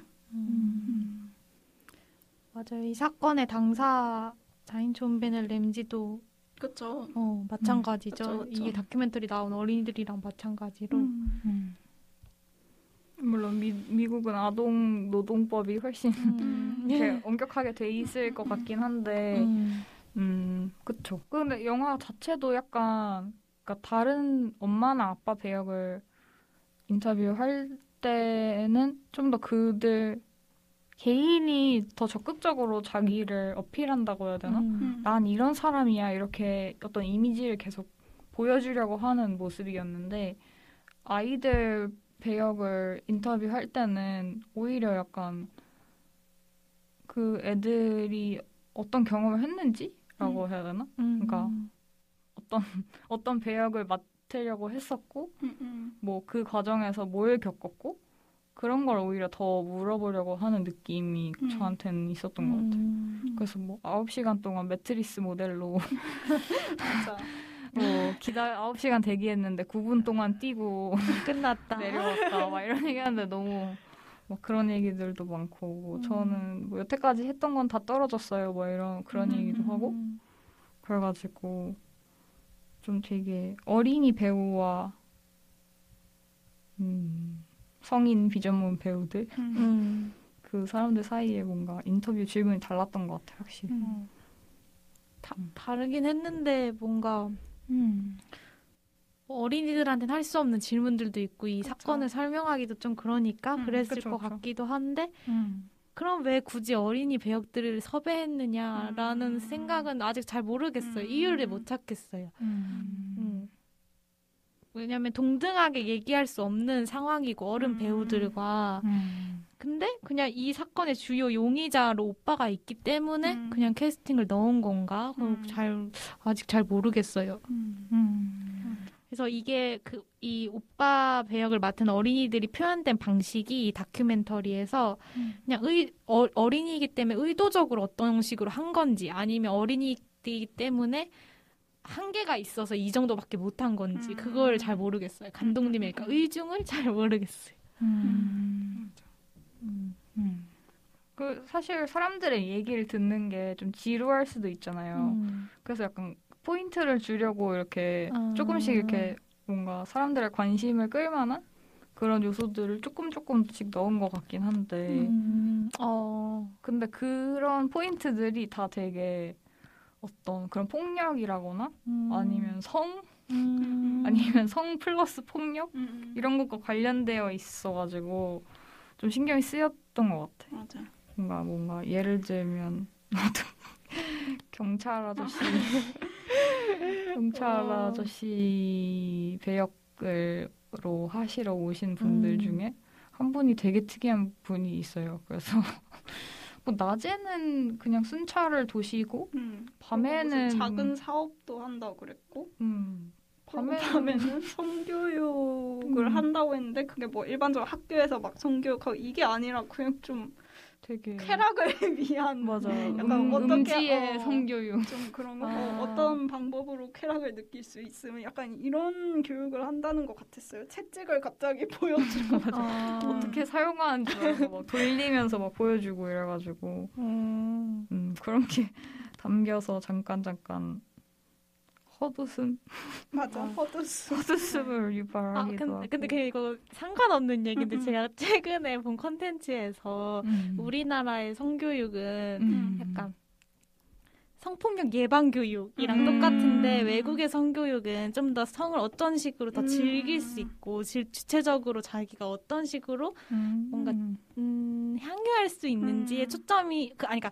둘 다 동등하게 있다고 들었어요. 그래서 막 그냥 그런 얘기를 했어요. 한국에서는 자비 교육을 안 한다고요? 이러면서 엄청 놀라는 외국의 성교육 전문 강사분? 그런 걸 본 적이 있는데 뭐 그냥 그런 맥락이 있지 않을까요? 그럴 수도. 그분의 생김새가 약간 너무. 근데 근데 그분이 하신 말씀이 그게 거의 대부분이었어요. 맞아. 그래서 아니 근데 왜? 맞아. 아니, 다른 말을 하시기도 했는데 대부분 그 장면을 넣었겠죠. 그래서 그러고 보니 그러네. 그래서 이 사건에 대해 어떻게 생각하는지는 많이 안 나왔어요. 그래서 거의 안 나온 것 같은데요? 그래가지고 감독님의 유머 코드인가? 웃기긴 했어요. 인상에 너무 강하게 남았어 그분만. 우리 셋 다 정말 얘기 꺼내지마자 웃었어요. 뭐지? 심지어 갑자기 전화 받으러 나가고. 재밌는 분이셨어. 맞아.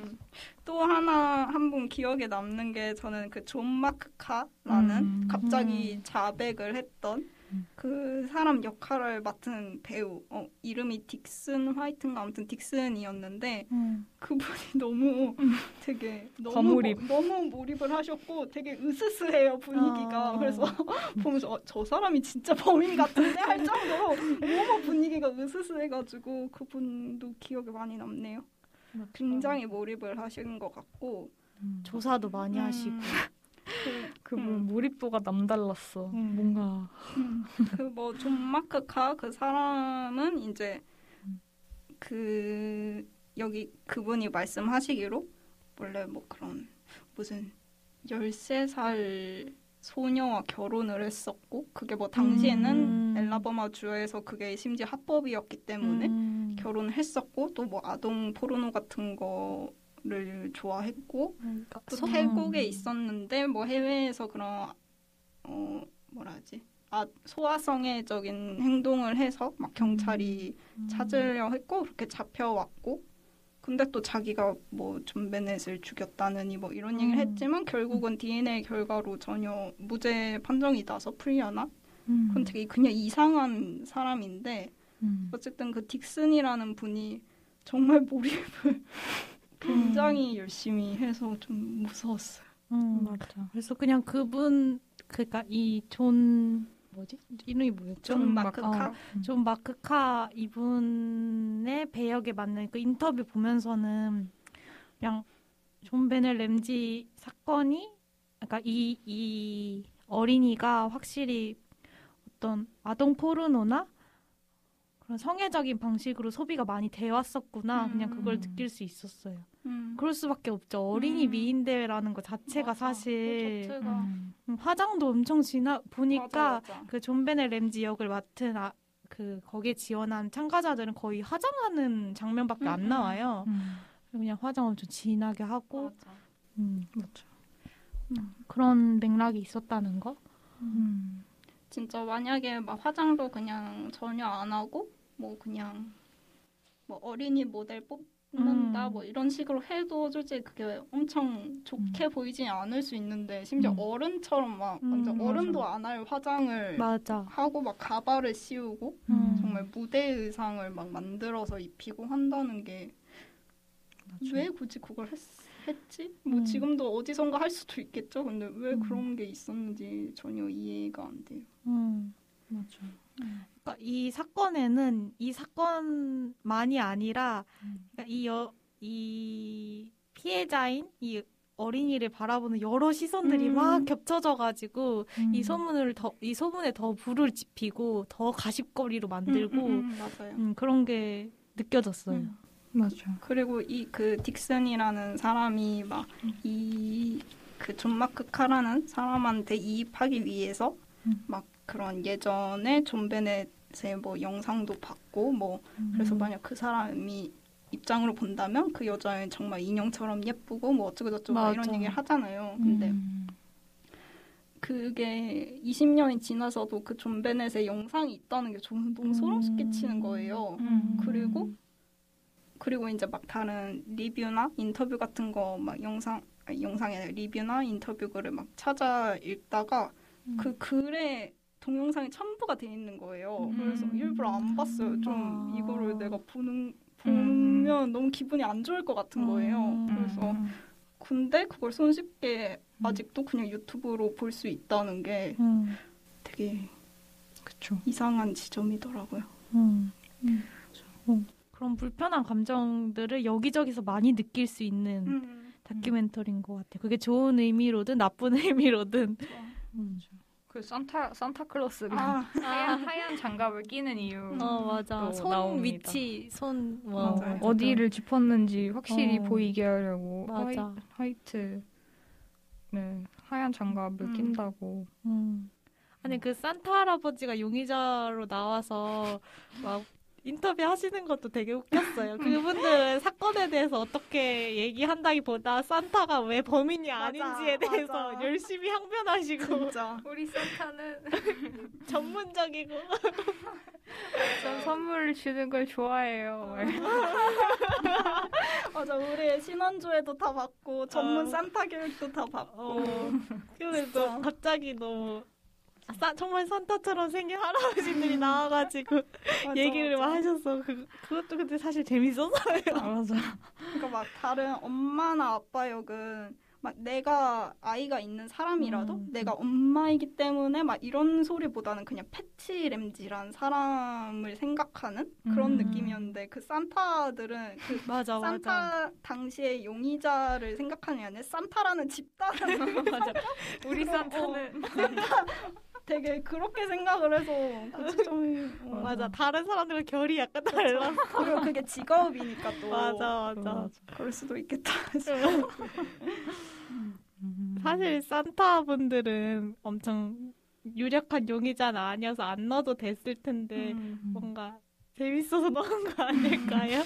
맞아. 소문도 되게 터무니없는 게 약간 이제 크리스마스 파티여서 산타가 왔다가 뭐 다시 방에 뭐 침입했다고 했나? 그러니까 방에 이렇게 굳이 기어 맞아. 올라와서 침입했다고 했나? 이래가지고.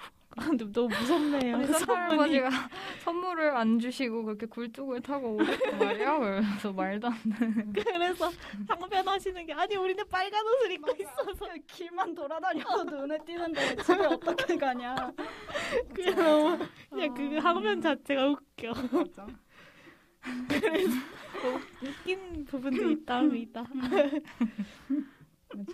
그리고 저는 마지막 장면 얘기도 해보고 싶은데 뭔가 앞부분에 좀 단순한 형식으로 표현된 부분에서는 그냥 뭔가 인터뷰와 그게 그냥 모음집 같은 느낌이 있었거든요. 그냥 결은 다르지만 산발적인 모음집 이런 느낌이 있었는데 거기서 막 사람들의 경험이나 수많은 가능성이나 수많은 해석들이 막 쏟아지잖아요. 근데 마지막 장면에서는 앞서 나왔던 그런 다양한 해석들이 한 공간에서 펼쳐지는 것처럼 보였거든요. 그래서 막 자세히 보면은 막 패치가 존 베넷에게 뭐 우리 아기 이러면서 예뻐하는 장면도 나오고, 근데 때로는 막 자기 딸에게 화를 내기도 하고, 그리고 막 엄마 아빠가 서로 싸우기도 하지만 서로 애정 표현을 하는 장면도 있고, 그리고 막 딸이, 그러니까 존 베넷이 막 뭔가 엄청 위험한 상황에서 소리를 지르는 것 같은 장면도 있는데 또 오빠랑 재밌게 놀면서 소리 지르는 장면도 있거든요.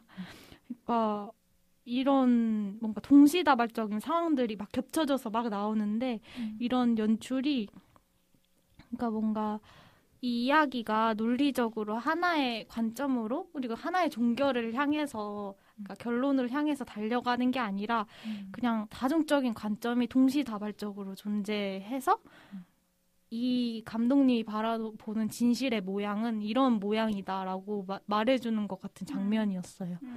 그러니까 특히 소문에 중점을 맞추기도 했고 이 사건이 미제 사건이다 보니까 우리가 알 수 있는 진실은 되게 진짜 진실이라고 할 거는 되게 없을 수도 있잖아요. 소문만 남을 수도 있는데 사실 그 소문들이 만들어낸 층들이 그 하나의 형태의 진실이 될 수 있다라는 그런 느낌을 받은 것 같아요. 그래서 근데 사실 이 사건뿐만 아니라 우리가 어떤 일을 재현하는 데 있어서 하나의 방식, 그러니까 영화에서는 사실 하나의 방식만 나오잖아요. 어떤 경험을 쓴다고 했을 때 뭐 제일 쉽게는 나라면 이렇게 했을 것 같은데 이러면서 적지만 그 나라는 게 너무 수많은 사람이 있다 보니까 같은 상황도 여러 가지 재현이 쏟아질 수 있는 거잖아요. 그러니까 뭐 그런 생각을 하게 만드는 것 같았어요. 그래서 이런 연출 방식이 이런 상황에서는 어쩌면 모든 상황에서 진실에 가장 가까운 연출 방법이 아닌가? 뭐 그런 생각했던 것 같아요. 그래서 뭔가 애초에 하나의 관점으로 우리는 사건을 무슨 탐정 소설 보듯이 종결하고 싶은 욕구가 있잖아요. 범인이 꼭 누군지 정하고 싶고 미제라는 거 알면서 그리고 또 증거가 불충분하다는 것도 알면서도 그런 시도 자체가 불가능하다라는 걸 말하는 것 같은 그런 느낌이 들었어요.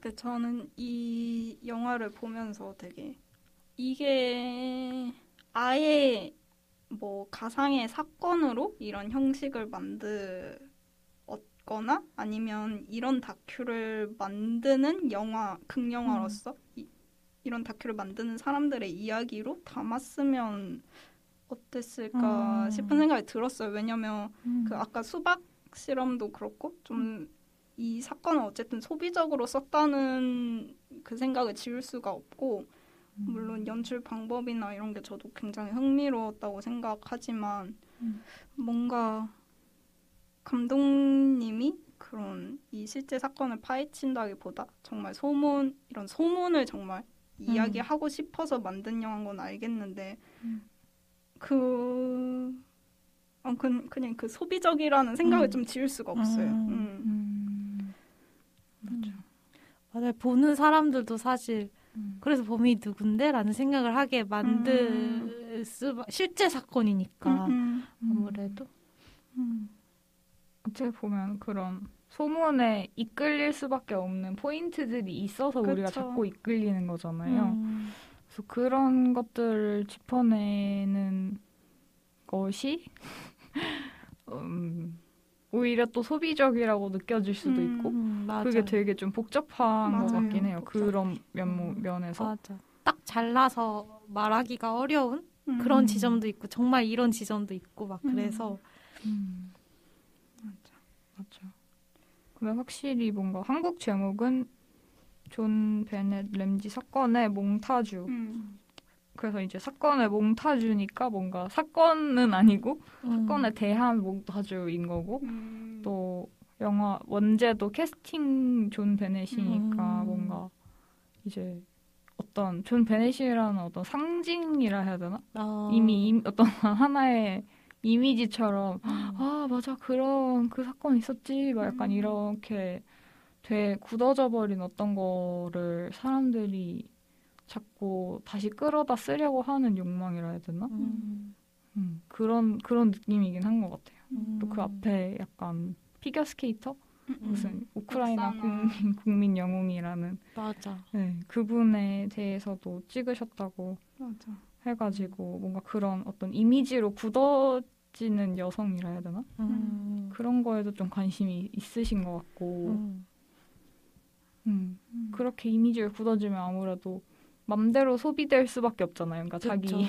자기의 뭐 생각은 당연히 있겠지만 뭔가 그렇게 소비되면 되게 그런 현상 자체가 좀 특이하고 미디어에 엄청 잘 맞는 그렇죠. 그런 현상인 것 같긴 해요. 그 캐스팅 옥산나 바이올 그것도 그거는 소제목이고 원제가 무슨 더 페이스 오브 우크레인 맞아요, 뭐 그렇게 돼 맞아요. 있더라고요. 그래가지고 뭔가 얼굴 이미지 뭐 그렇게 그런 거에 되게 관심이 많으신 맞아. 것 같은 또 느낌이었어. 약간의 공통점이라면 제가 이거 어디서 봤는지 모르겠는데 아무튼 이거에 대한 설명 중에 하나가 핑크색 스팽글로 단장한 소녀 이런 글이 있었어요. 이 영화를 소개하는 글 중에. 그래서 아무래도 피겨 옷이 좀 그런 화려하고 그런 보통에 안 입는 무대 의상이잖아요. 그것도 하나에. 근데 또 존 베넷도 그런 미인 대회를 나갔던 사람이기 때문에 그런 뭐 흔히들 입지 않는 무대 의상을 입는다는 게 약간 공통점이라고 생각했어요.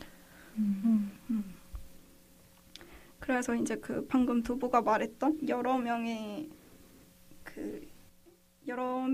여러 가지 상황을 한꺼번에 연기하는 게 끝나면 이제 존 베넷 램지 역을 맡은 한 명의 배우가 되게 그런 화려한 깃털 옷 같은 걸 입고 막 구두를 신고 춤을 추면서 나가서 그 세트장 앞에서 혼자 조명을 받으면서 포즈를 취하고 딱 끝이 나는데 저 이 마지막에 솔직히 너무 별로라고 생각했어요. 이 아이가 그런 거를 그런 대회를 나갔던 것도 맞고 하지만 근데 얘를 굳이 그거를 강조해야 될지 그 이미지를 강조했어야 됐을까 싶더라고요.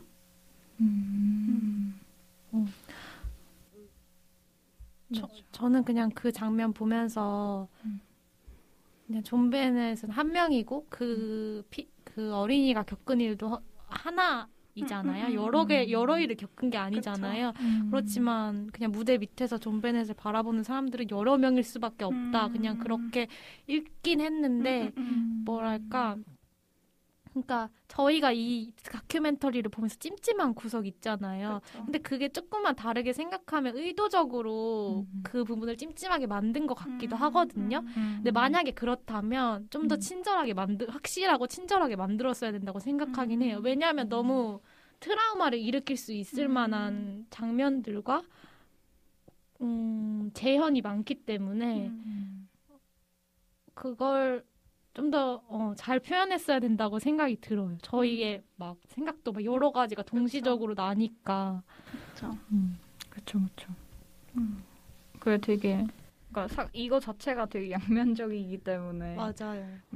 이걸 보는 우리를 비판하면서 또 근데 그렇다고 해서 내가 막 완전히 비판적으로 거리를 둘 수 있는 입장인 게 아니라 아 나도 이렇게 똑같이 이런 소문에 끌리는 사람이지라고 생각하면 이제 내가 그렇게 느끼는 방식 자체가 엄청 폭력인 거고 그게 계속 왔다 갔다 하는 것 같아요. 맞아요. 근데 이제 그 존 베넷 램지가 마지막에 혼자서 그렇게 무대 위에서 춤을 추고 되게 노래도 막 뭐 미스 아메리카나가 맞아. 뭐 되게 뭐 여러분이 기다리시던 뭐 그런 가사가 흘러 나오거든요. 그래서 약간 미국을 이런 식으로 느끼나 보다 이런 느낌도 저는 감독이 느끼는 미국 약간 이런 느낌도 받았고 다시 하나의 이미지로 딱 모든 엄청 다중적으로 열렸다가 확 이렇게 닫힌 하나의 이미지로 딱 된다는 게 그 이미지가 또 되게 매력적인 매혹하는 이미지잖아요. 엄청 막 스포트라이트를 받으면서 막 나를 봐 약간 이런 느낌이니까 그래서 다르게 연출한다면 어떻게 할 수 있었을까 뭐 이런 생각도 들고 그리고 존 베넷 램지를 캐스팅하려고 온 사람들도 사람들이잖아요. 그래서 네. 그 사람들의 인터뷰도 땄을까? 이런 생각도 하긴 했어요.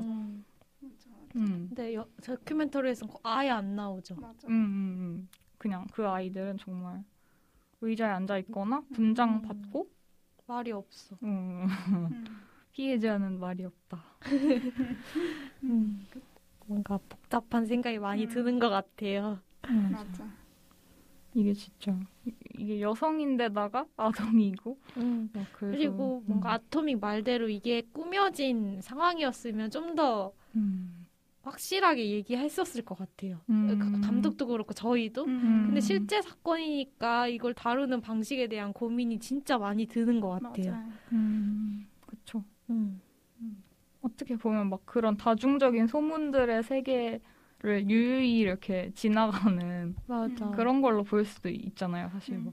그래, 너넨 그렇게 생각하니? 이러면서 이렇게 지나가는 그런 느낌을 볼 수도 있고 20년째 계속 그 강력하게 막 사로잡고 있는 그런 거라고 생각할 수도 있는데 아무튼 양면적인 것 같아요. 맞아요. 그리고 여기 나온 사람들이 이 사건과 되게 그래도 관련이 있는 사람들이잖아요. 같은 커뮤니티 그쵸. 안에 있던 사람들이니까. 근데 그렇다고 해서 엄청 친밀함을 나눈 사람은 아예 안 나왔어요. 막 그 친족 가족들이라던가 존 베넷의 진짜 친구들이라던가 뭐 그런 사람들이 진짜 한 명도 안 나왔으니까 그런 사람들의 입장을 이 사건을 다루는 데 있어서 그런 사람들의 입장을 어땠을까? 뭐 이런 생각이 들긴 해요. 맞아요. 확실히 실험적인 것 같네요. 이게 하나의 사회 실험 같기도 해요. 뭔가. 저는 마지막에 특히 막 그 약간 연극처럼 이렇게 세트가 아예 하나로 이어져 있어가지고 약간 그 미국 가정집인데 그게 세트인 그런 느낌이 확 났어요. 진짜. 그 꾸며진 맞아. 가족의 세계 막 약간 이런 느낌이기도 하고 그랬던 것 같아요. 네. 맞아. 그리고 감독도 막 인터뷰에서 이 영화를 만든 게 좀 실험 일종의 실험 같다? 약간 이런 말을 직접적으로 하기도 하더라고요. 네. 그렇습니다. 그래도 넷플릭스에 이런 다큐가 있는지 몰랐고 또 이게 1시간 20분이거든요. 그래서 이게 이동하면서 뭐 예를 들어 왔다 갔다 왔다 볼수 갔다 하면 있죠. 진짜 다 보는 그런 수준이라서 맞아. 그런 면에서 되게 실험적이고 생각할 거리가 많으면서 맞아. 몰입도 잘 되는데 짧아. 넷플릭스에 있어. 뭐 약간 이런 여러 장점들이 또 있는 영화였던 것 같아요. 네. 마무리 해볼까요? 좋아요. 네. 바로 그들 각자의 영화관으로 넘어갈까요? 네. 맞아요. 바로 진짜 거의 끝이라 생각했네. 저희 정말 많은 얘기를 했어요. 네. 그들 각자의 영화관으로 넘어가서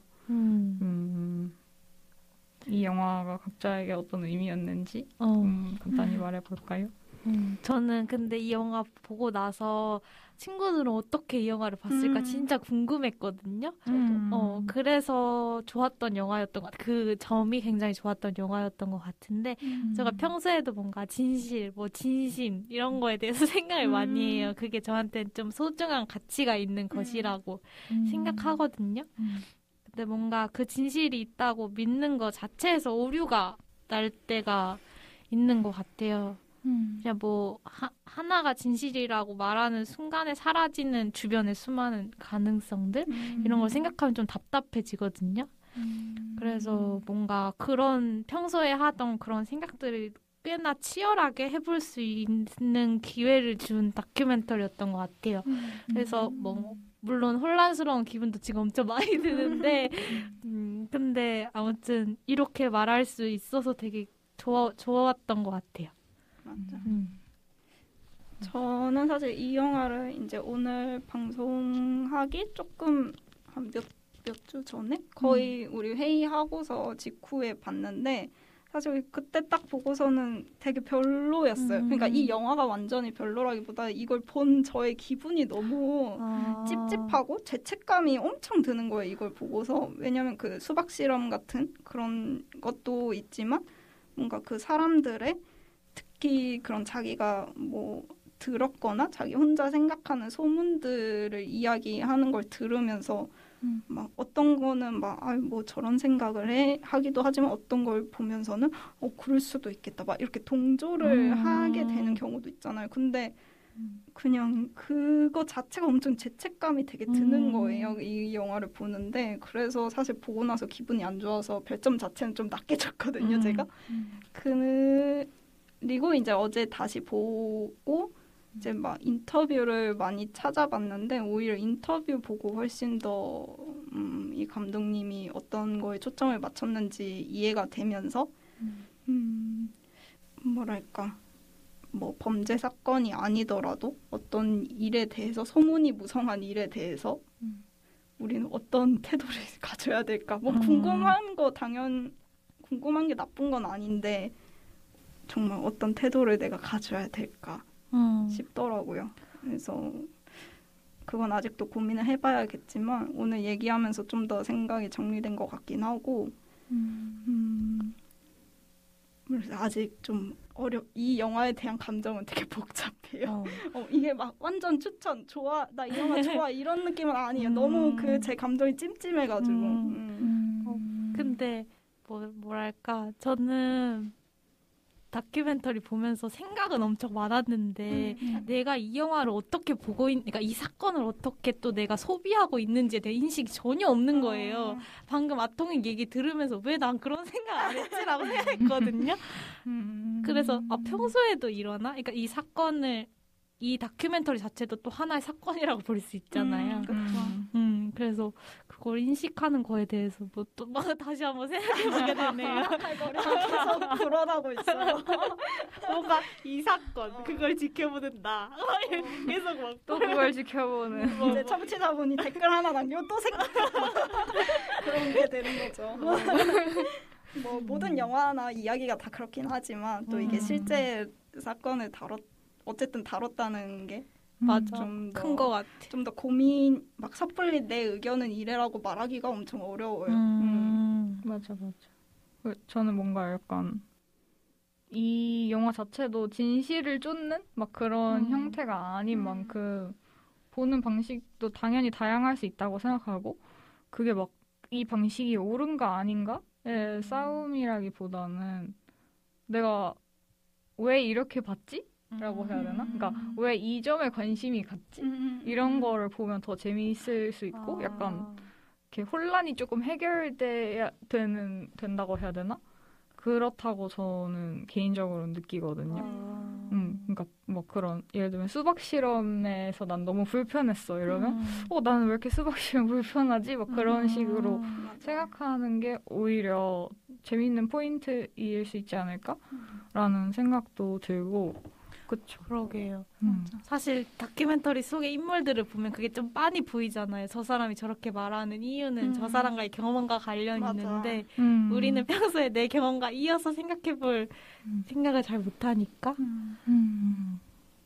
그래서 네, 저는 생각보다 진짜 생각할 거리가 많고 짧은데도 존 베넷이라는 뭐 아이콘 이미지로 남은 거는 말을 안 하는데 사람들은 또 막 재현하려는 사람들은 말을 엄청 많이 하고 막 자기를 어떤 이미지로 또 만들고 그 이미지가 막 진실이랑 섞이고 막 그러는 게 되게 대비가 되면서 되게 좀 신기한 면이 있었던 것 같아요. 네. 재밌었습니다. 맞아. 그러면 마무리를 슬슬 해볼까요? 네. 녹음 후기는 따로 없나? 이걸로. 혹시 있나? 뭐 재밌었습니다. 맞아요. 혼란스럽긴 하지만 영화보다 이걸 얘기하는 게 더 훨씬 재밌었어요. 맞아요. 그래서 뭔가 서로 비슷하게 본 것 같기도 하고 또 다르게 본 것 같기도 한데 그 지점들을 듣는 게 확실히 즐겁고 좋은 일이네요. 맞아. 이렇게 무한대로 뻗어나가는 감상해. 좋아요. 그럼 클로징 할게요. 네. 상영이 끝났으니 계단 조심하셔서 천천히 나가시길 바랍니다. 다음 영화도 기대해 주세요. 안녕. 안녕.